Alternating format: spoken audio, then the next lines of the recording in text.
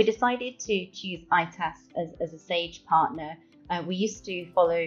ITAS a lot whilst we were a previous user of Sage 200, watching newsletters and hints and tips and videos and guidance.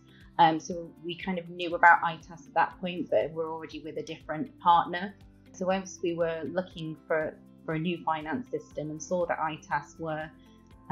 one of the approved Intacct partners,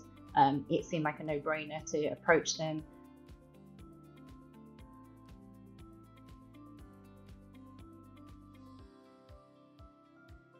Yeah, when you consider moving finance system, you generally know there's going to be an awful lot of work involved, especially when you've been using your original finance system for some time. So we knew that there was going to be a lot of work involved, both on our part, but also on our partner ITAS's side in making sure that the transition was as successful and as smooth as possible. The process we found as a positive process.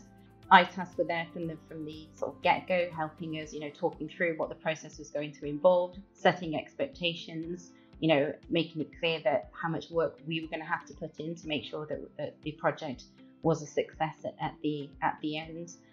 and then talking us through all our different options, looking through our current processes, making us reevaluate what was important, which elements we wanted to move across to the new system, how we wanted to configure our new system,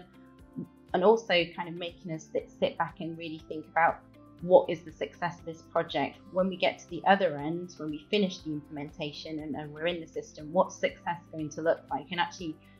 putting that question back to us and really making us sit down and think about what is it that we are looking to gain from this whole process was really useful internally, making us really think about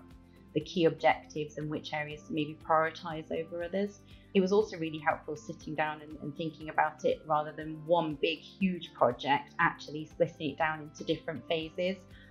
sort of smaller bite-sized chunks, which made it seem a little bit more achievable within the time.